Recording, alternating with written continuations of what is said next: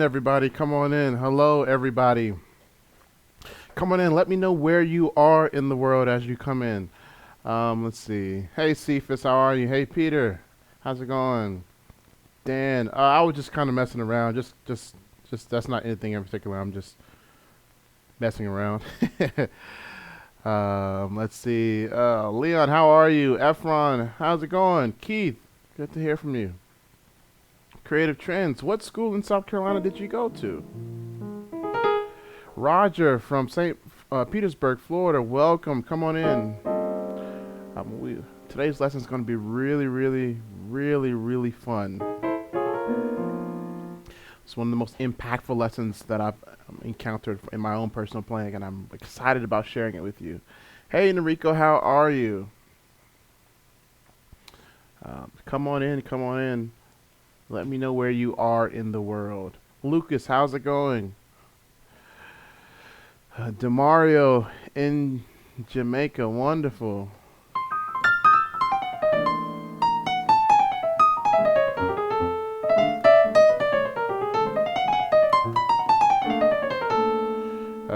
Hey Jared, how are you? Alex, welcome. Josh, how's it going?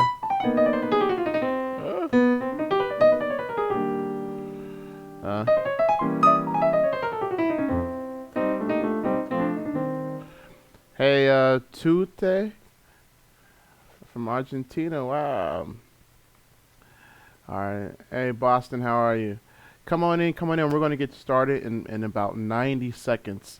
I have this lesson is really exciting for me. I'm excited to share it with you.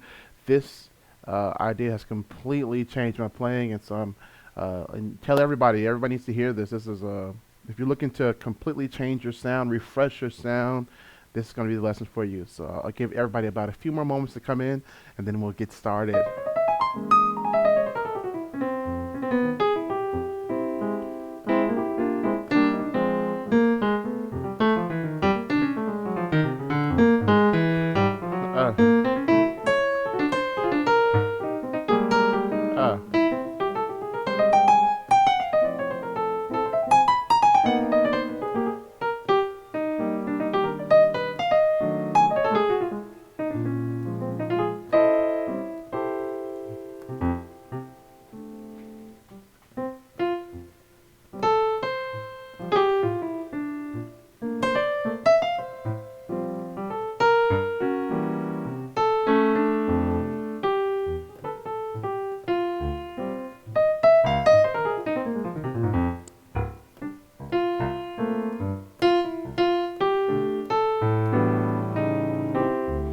All right, give you a few more seconds.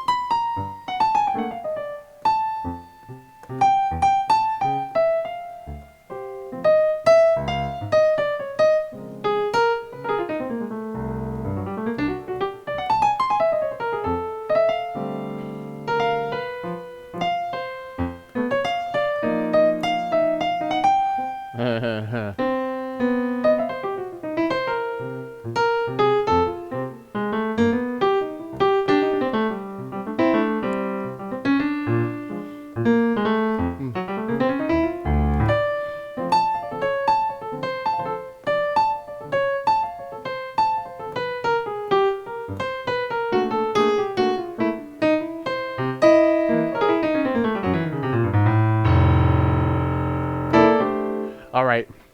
Oh wow, thanks, Mike. Michael Jordan, cool name. Thank you for the super chat. I really appreciate that, man. Really appreciate that. Hey, Tawanda. Wow. Hey, Josh. All right, let's get started. Okay, so my name is Corey Taylor. For those who are new to the channel, and from skilledmusician.com. So thank you all so much for checking out this video. Now tonight we're going to cover something that really has revolutionized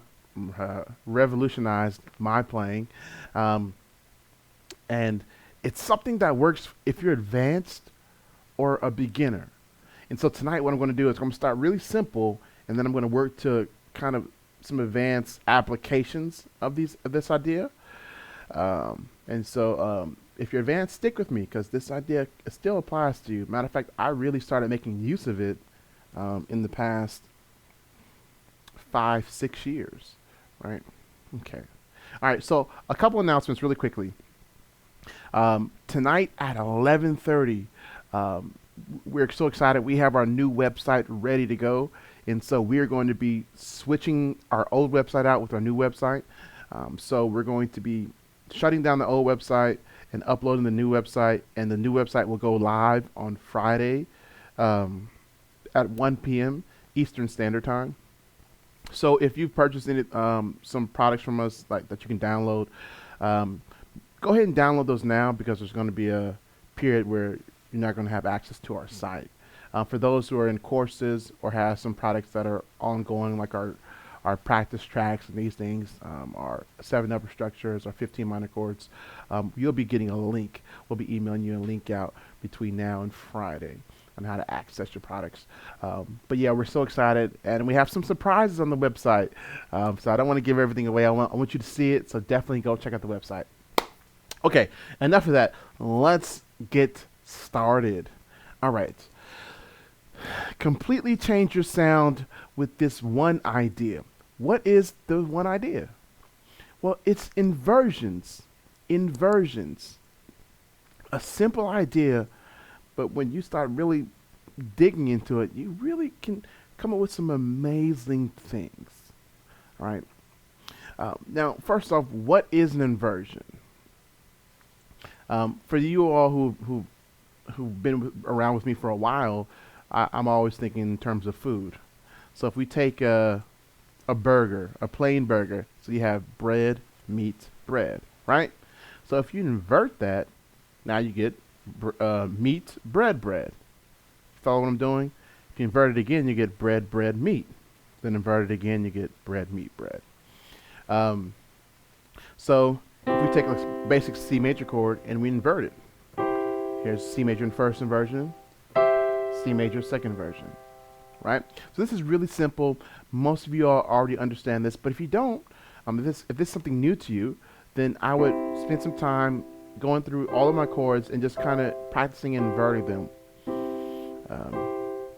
This was something I did coming up when I was trying to figure out how to play these chords. I would sit down and just practice going through my inversions each hand. Right? And the fingering is really important because it doesn't really change per key. So the fingering for the right hand is 1, 3, 5. Then first inversion 1, 2, 5. Then second version 1, 3, 5 in the right hand. Do you see that? All right. And then left hand 5, 3, 1, 5, 3, 1, 5, 2, 1. Okay. So that's really, really kind of the base foundational idea. Now, let me make a disclaimer because we kind of approach inversions weirdly. Not weirdly, but a lot of times we look only at the right hand and determine what inversion we're in. So if you see me play this, you would say I'm in root position, C major root position, right? But if you saw me play this, what is this? Is this C major root position or something else? So write in the chat, what is this chord right here? What is this? So I have E in the root and then a C major chord on top. What is this chord? And we're starting really, really simply, and then we're going to build on this. So get ready to buckle your seatbelts. But what is this? Well, this is simply just C major first inversion because the E is on the bottom. Just C major first inversion. Now some people are doing slash chords, C over E. This is just C major first inversion. Yeah, Josh Blair has it. It's still C major. It's just C major first inversion. What about this? This would be C major second inversion, right? All right. So root position, first inversion. And so when we look and we're examining our chords, we are going to be looking from the root. All right, we're analyzing from the root. All right, so let me just, I see somebody saying drop 2. Now, this chord is not drop 2. If it was drop 2, think of the term drop 2. So I'm dropping something from here, from my right hand, down to my left hand. So if it's in my left hand, that means it's not in my right hand, but I have an E in both hands. You see that? So this is not drop 2. Drop 2 would be here, where I take the voice out of my right hand and put it down here. This is not drop 2. All right. Okay, so now, when we're analyzing these inversions, we're going to be analyzing them from our root going up, okay? Not just the right hand, but from the root going up. Matter of fact, in like classical figured bass, they kind of give you the bass and then inversion, and then it was your job to figure out the rest of the harmony and stuff. So we're focusing from the bass up. Okay, so we have that out the way. Now, many times we don't really differentiate between any inversion. It's just an option we play, right? But let's spend a couple moments in just analyzing these inversions. Let's listen to root position C. Listen to this. How does that feel to you? Root position C. How does that feel? How does that sound?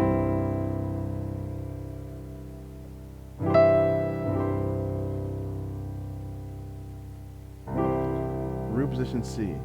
Yeah, it feels like home. It feels solid. It feels just home. That's the best word I can think of. Just home and solid. Now listen to first inversion.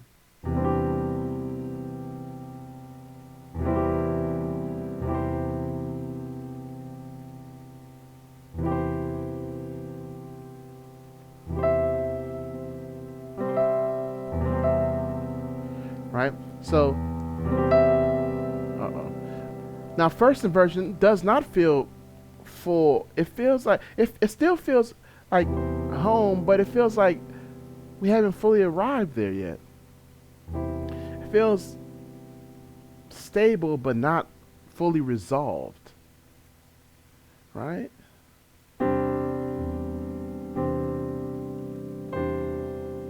Right? It feels a little, to me, this always feels modern, right? And then let's go to second inversion. Second inversion. And whenever I think about second inversion, when I'm trying to describe it, this just feels like a big building implanted in the middle of like a highway to me. Or like a statement chord, like I'm making a statement with this chord, right? All right, so let me see. Somebody says, feels like you just walked out the door, or you're in the front and looking at the sky. Someone says, just arrived home, taking off the shoes. Yeah, on your way home. Yeah, you see, and listen, however you hear this, you kind of hear it the way you hear it, and describe it the way you hear it. And for me, this feels like a big statement chord, right? So the question is, can you hear the difference? Like in all of these, yes, we are still in C major. It's still C major. But let's get beyond that and start hearing the little small things of C major. Yes, C major is home in this sense, and we're hearing all of these, and we're hearing home. But even in hearing home, what else are you hearing? This feels solid. This feels still home, but it feels different. This feels different as well. Okay?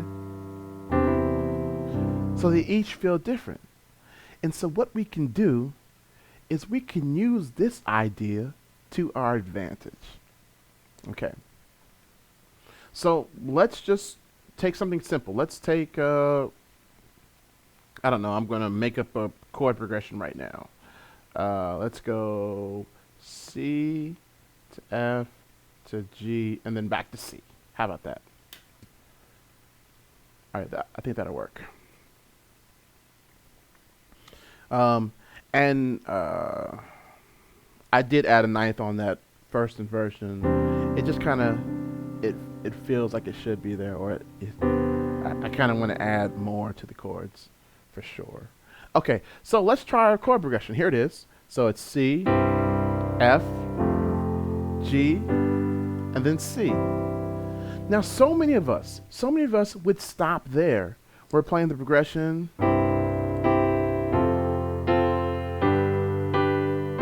You know, or and this is it. And there's nothing more we would do with this, right? This was my story for a long time, trying to figure out what else could I play. I'm playing the chords. There's nothing more to play. I'm playing the chords, right? So, but what happens when we start inverting these chords? What happens? Let's listen. Let's play everything first inversion. Let's hear how that sounds. Here's C. Oh. Then F. Whoa. Then G. Then C. Do you hear the difference? Let's go back to the root position. Let's listen. Oh, that feels like solid. Solid. Now, let's first inversion.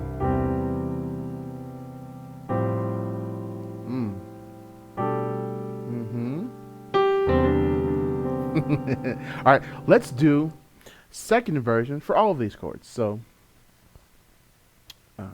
C, second inversion. So we're going to have the G on the bottom, right? All right. F in second version is going to have the C on the bottom. G in second version is going to have the D on the bottom. And then C. Oh, wow. So now we have the sounds, we have the ingredients. Now it's time to tell a story, right? So let's see. If I want to be home, if I want to sound home, like I've landed, I might wait until the end before I give you that home feel. Or maybe if I get too far out, I might come back home just to kind of reset the music, right? But in the if I want to make a statement, I might go to the second inversion of whatever chord I'm on. All right, so let's just kind of play through a few things, and maybe I might do multiple chords per chord. So I might play C root position and then C first inversion before I go to the F. Let's see what happens. All right, so.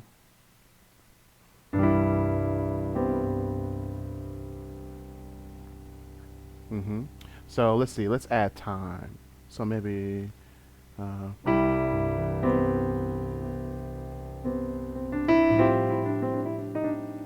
this is F first inversion, now G first inversion, and then C first inversion. Let me go to C second inversion, make a statement. Let me go to F root. G first inversion. Oh.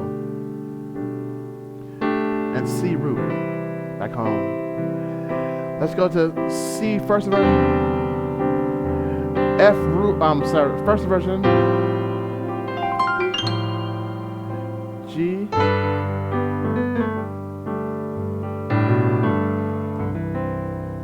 All right.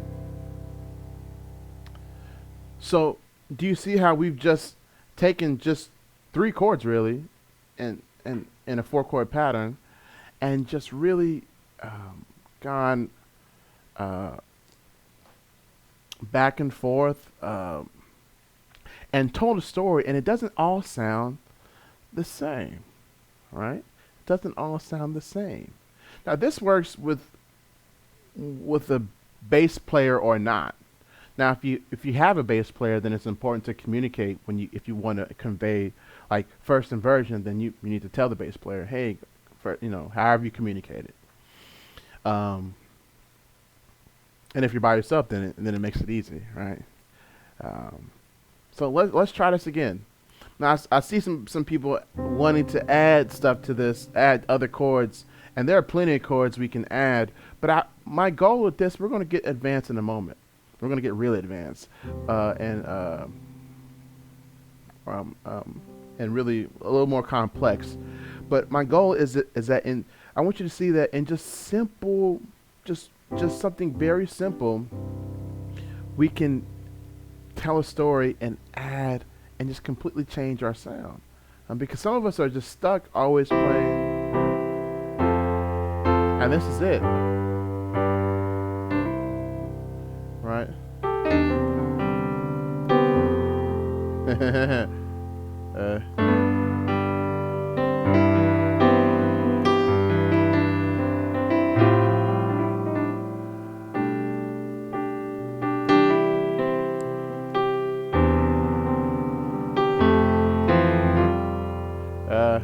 I like this pedal.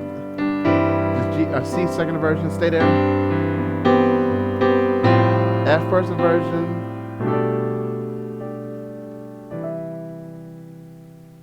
Yeah. Let's see. All right. So does that make sense? Let me see. Felipe has it. Yes, that's it, Felipe. Here's what he said. He said it's impressive to change the emotional feeling of the progression by just doing inversions. That's exactly it.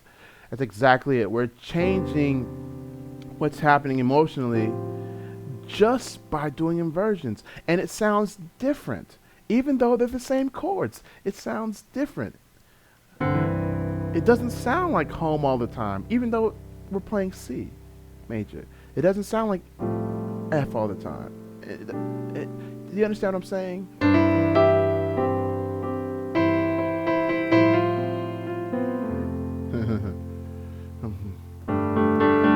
One I haven't played is this one. How that sounds. G, second inversion. Hit, listen.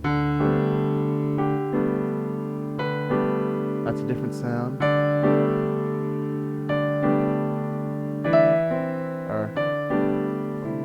Okay, so that's kind of like a made-up song, but let's do a real song. And I don't know, one of my favorite songs is "Amazing Grace." So let's do "Amazing Grace" and see what happens.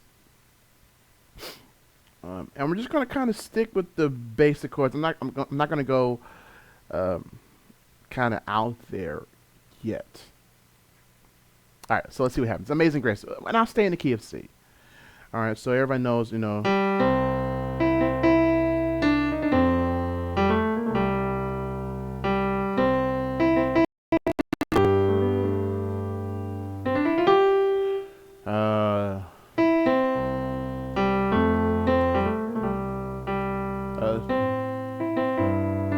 all right, just kind of basic, right?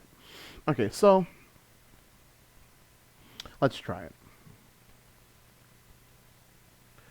So we're going to start with C for root position. First inversion. F first inversion. C first inversion. All right. Now we're going to A minor. So A minor 7. Here's our A minor 7, right? But let's do something else. Let's not play root, third, or fifth. Let's play the 7th in the bass. So this is third inversion, right? So here's A minor 7, root position, first inversion, second inversion, third. You see the G is in the bass. So let's do that again. So let me go through again and play it. And when we get to that A minor, and I'm going to play that G in the bass, right? And just a side note, this is why sometimes it's difficult to understand what someone's playing when they're really familiar with inversions, because oftentimes they're playing the exact same chords as you are.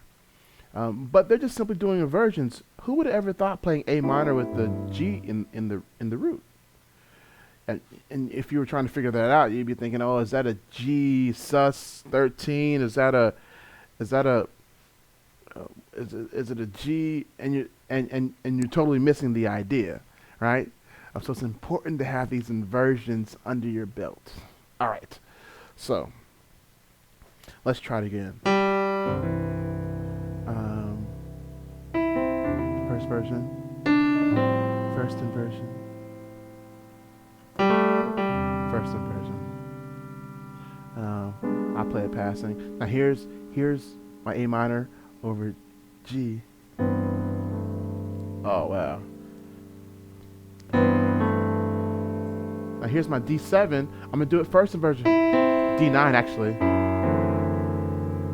Looks like F sharp half diminished, but this is actually D9 first inversion.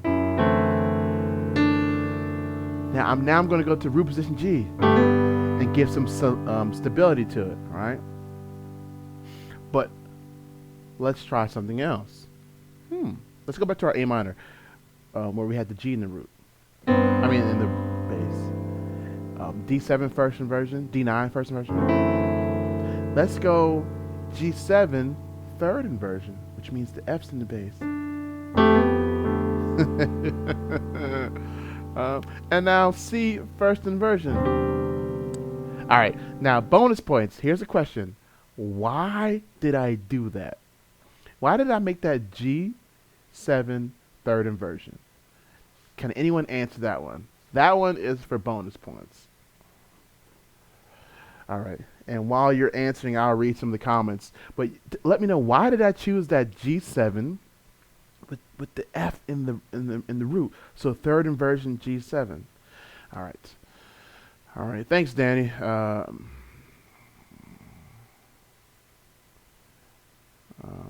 Felipe says it's a great way to add movement. You're exactly right. And not even using dissonance. That's exactly right. So I'll play it one more time so you can hear it. I start at the beginning. So.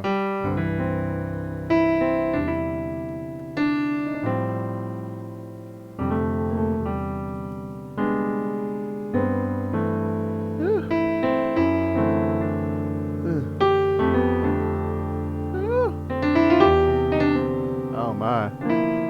Ooh, that is beautiful. Yes. Let's see. Keith, exactly right. Exactly right. Chromatic. Ricardo has it too. Michael Doherty, voice leading. That's exactly right. That's exactly right. So I'm just simply going down, right? And it all works out theoretically, right?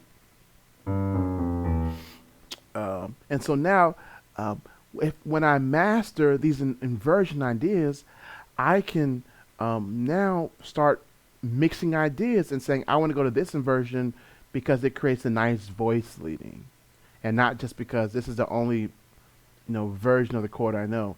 A lot of times, especially for beginners, I remember this clearly as a beginner. Like if I learned G7 and the only one I knew was this one, then every time I got to G7, that would be the only one I played, right? But when you learn every inversion with, then you have options that you can choose from, and you're never stuck. Because no matter where I land on, no matter what note I'm playing, if I'm playing a C, I'm a note away from B or D. If I'm on E, I'm a note away from D or F. So I can always get to an inversion, right? So it makes making music like an adventure always, right? And so we take just simple Amazing Grace, and it becomes this this adventure. And every time I play it, it's it's something new, and it's enjoyable. It's exciting. I'm not stuck in a rut playing the same chords all the time. Okay. Now let's go a little further. Let's see if we can't go a little further. And just experiment with a few things. Let me take another song. Mm, let's see.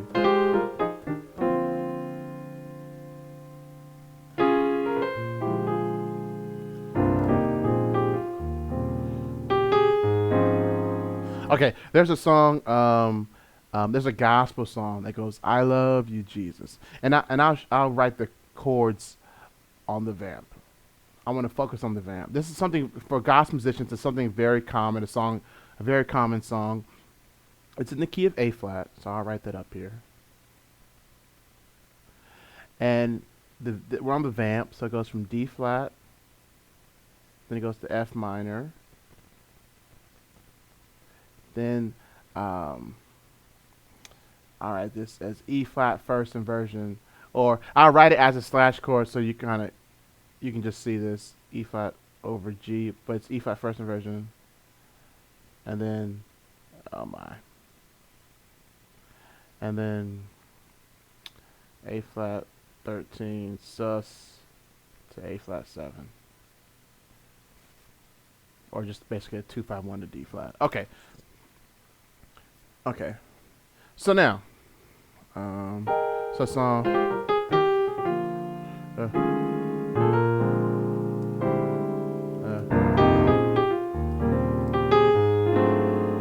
So go to the vamp. It goes I love you, Jesus.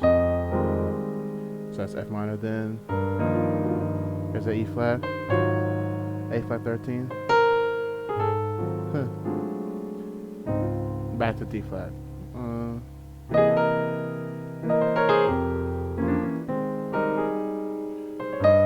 E flat, and there's a walk up. Ooh.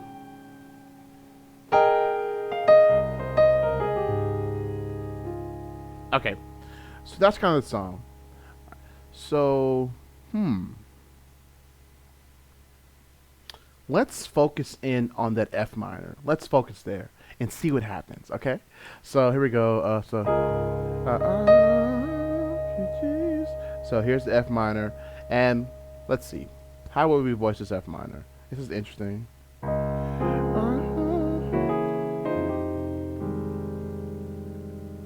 Okay. So let's look at the notes of F minor. So we have F, A flat, C, E flat. And so all of these are game for inverting. And so let's see. Let's try the E flat. So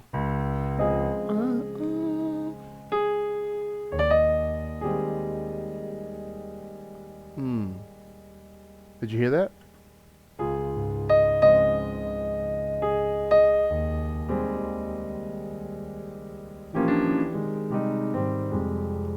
Do it again.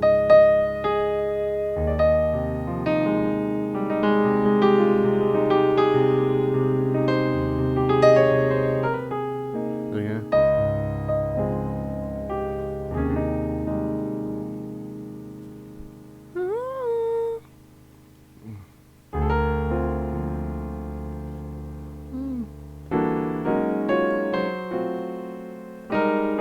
All right, so the E flat in the root sounds fine to me. It's not F, but it gives a different feel, right? And here's what happens when it gives a different feel. All of a sudden, your ear says, "Oh, I'm hearing new things now. I'm hearing new ideas." Let's try the C. Now, I haven't tried this, but let's see what happens.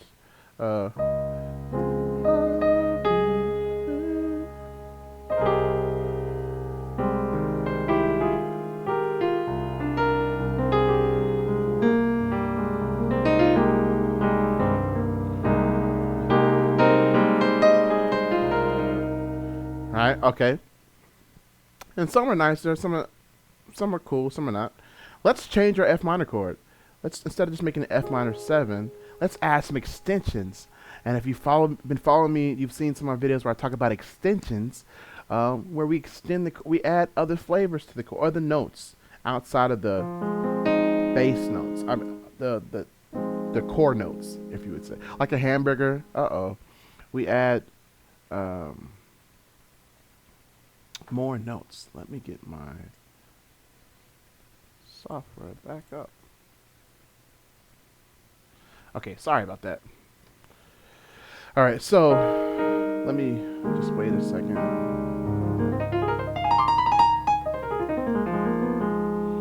All right.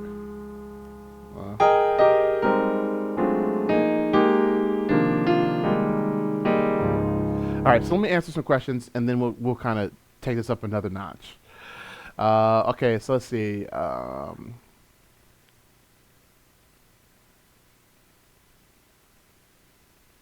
All right, so thanks, Felipe, for answering that question. Good. Uh, so Noriko says, is that an inversion, or should I think of it as a different root chord? Um, well, this is music theory, not music truth. So you hear me always say that. And so here's the idea. If you think, now we're talking about inversions, so for this context, I would say think of it as another inversion. But for another context, you might think of it as just the root of a different chord, right? And that leads you other possibilities. So depending on how you're thinking in the moment, it gives you other possibilities.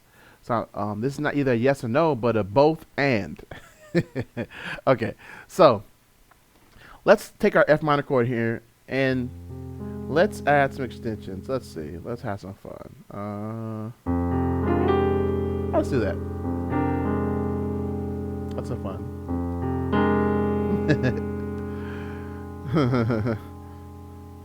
Okay. So what is this chord? It's F minor 6/9 add 11. So this is an interesting chord. So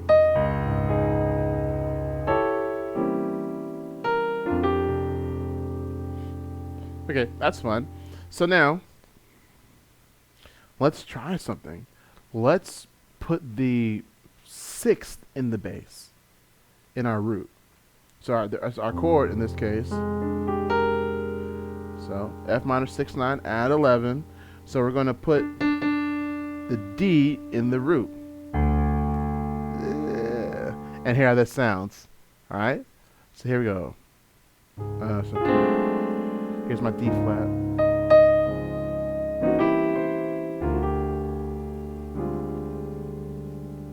Do you hear that?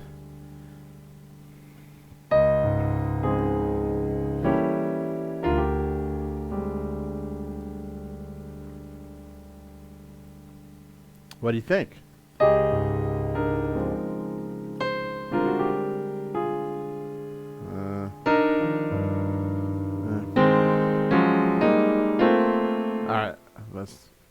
All right. So do you hear that?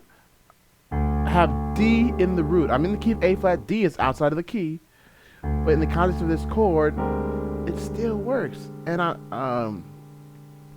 and now I hear options, right?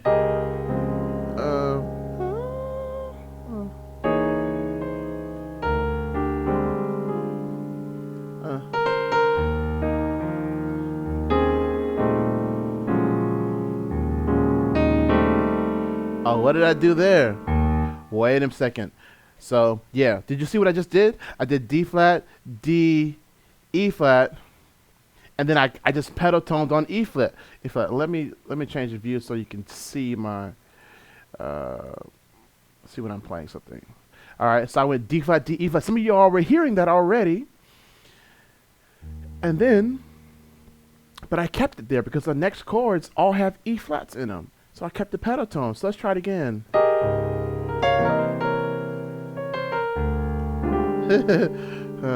Now I'm on E flat. Here's that that kind of A flat sus 13.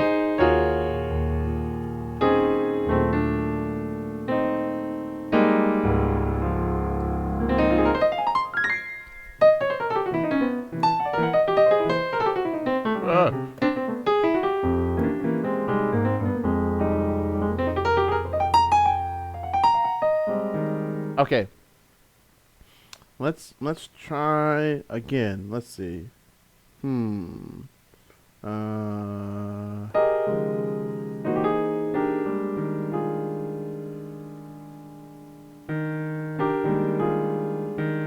here I have E flat in the bass. But I don't. Let's focus. So let's change. Let's do a different chord.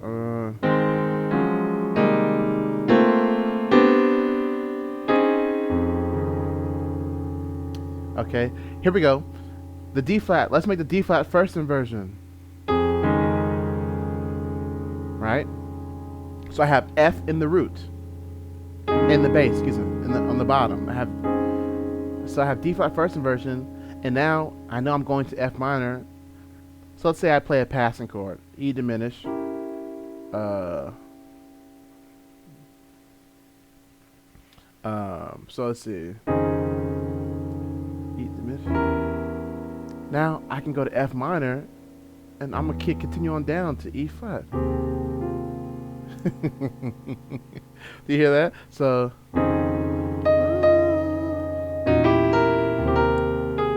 Oh my. That just sounds beautiful to me. I went back to the other one.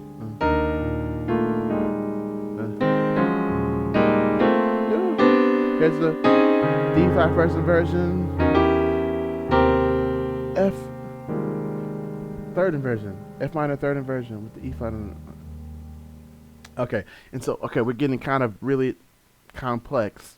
So there are a lot of notes there, but are you seeing the idea? So let me just stop here because we can really keep going and kind of I don't want to lose you. So let's see. Are there any questions? Does this make sense?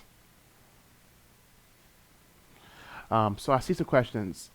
The use of the D with the add 11 sounds like a B flat in first inversion. It does. And resolving an E flat. It may introduce a tone change.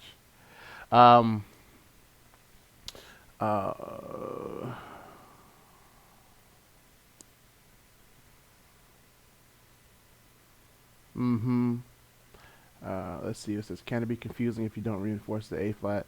Sure. But all of these, anytime you do a passing chord to another chord, it's a momentary tonicization of the chord you're going to, right? So these momentary, where we kind of tonicize a note for a moment, is not strong enough to pull our ear from the overall picture. It's a great question, Felipe. For instance, so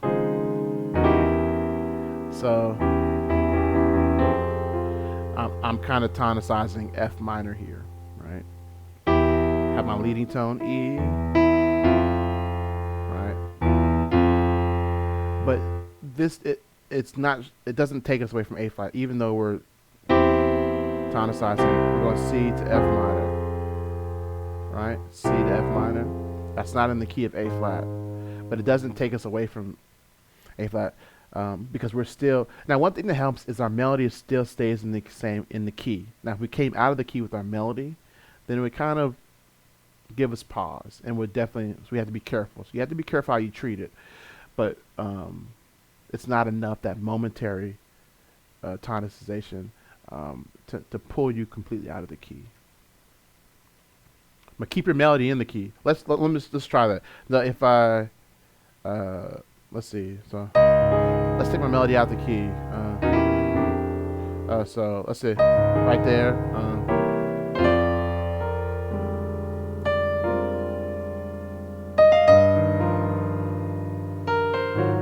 See, so even then, when I kept my melody out of the key, it kind of took you out for a second, but you still could hear the original key. All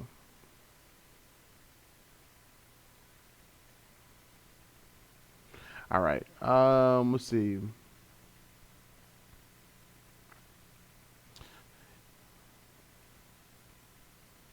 Let's see. Tawanda asks a good question. If you have a bass note and melody on top, how do you determine the inner tones to make the whole chord? Well, I first start with something simple. So let's say I'm playing a C major chord, and my melody is G, and my root is C, right? So I'll bring it here. Now I know the other notes I'm missing, it's simply just E, and then I think, okay, I can add some other voices. Maybe I'll double something, or maybe I won't. Maybe I'll add the seventh and nine. Maybe I'll take out the third and add a sixth. And so then it becomes familiarity, and I've gone through, and I'm familiar with these sounds. I spent time with them. Um, so it's not magic like all. Sometimes though I'll reach for something, but that only happens because I've spent time, so I've developed a sense of what it should be. But you first start with something very simple, um, and then you work your way up to something a little more complex. Okay. Enrico says, I know you have the melody and bass. What's the note you think the next third determine the minor major feeling? Yeah, I'm think. I do think. Let's see. Well, it depends. If the third's in the melody and the root, then it wouldn't be a third next. Then I'm thinking. At this point, I'm thinking seven. I'm thinking if I have an A flat major chord and I have the third in the melody and the root in the bass, then I'm thinking seven next. But I'm really just, all I'm thinking is how can I fill in the rest of the chord in a way that makes good voice leading sense. Good voicing, make sure every tone has its place, and good voice leading. Okay, that's good, great, y'all are asking great questions. Are there any other questions? So I know on these live streams I have people who are very, very beginners, who've been playing for less than a year, and then I have those that have been playing for 50 years. So let me hear from you all, for the beginners and the ones that are advanced. You've been doing this for a while, experienced. Did this make sense? Is it something that you do already? Let me know.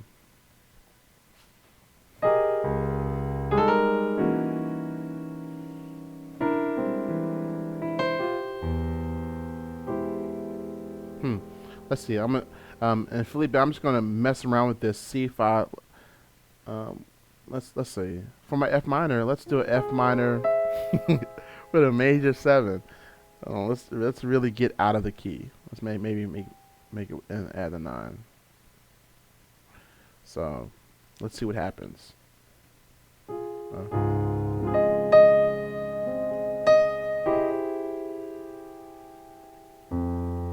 But now let's put maybe the E in the bass. Let's do that.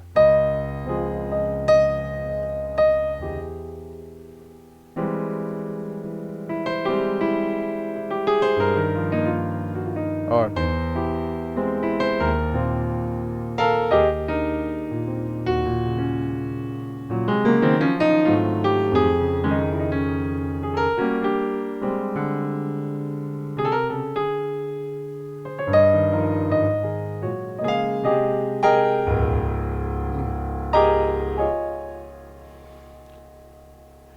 okay, Felipe says, is there any inversion which is not recommended at all?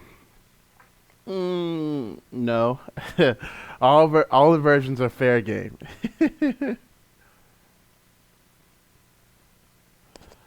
um,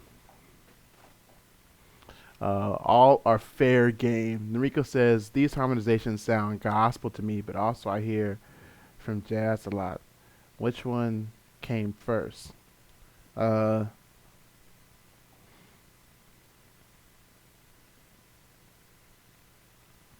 These ideas, kind of the arc of music. It's something interesting. The arc of music starts with very simple, very tonal ideas, and then you see composers start messing with it. Um, so if you look at classical music, let's go back to like 1000 AD. Yeah, or even before we had Gregorian monk, Gregorian chant, just very simple, and then we have start adding harmony and polyphony, uh, and we made use of these things, right? And so I found that and so it became more complex. So with gospel, it was the same idea. Was the gospel the way we know it was born out of kind of field hymns, but also the blues. Um, Jazz in some way is has a debt to the blues as well. Um, so I don't know which one came first. I imagine jazz is a little more established as we know it than gospel, but I think in the arc of each music's history, it's like the same. Um,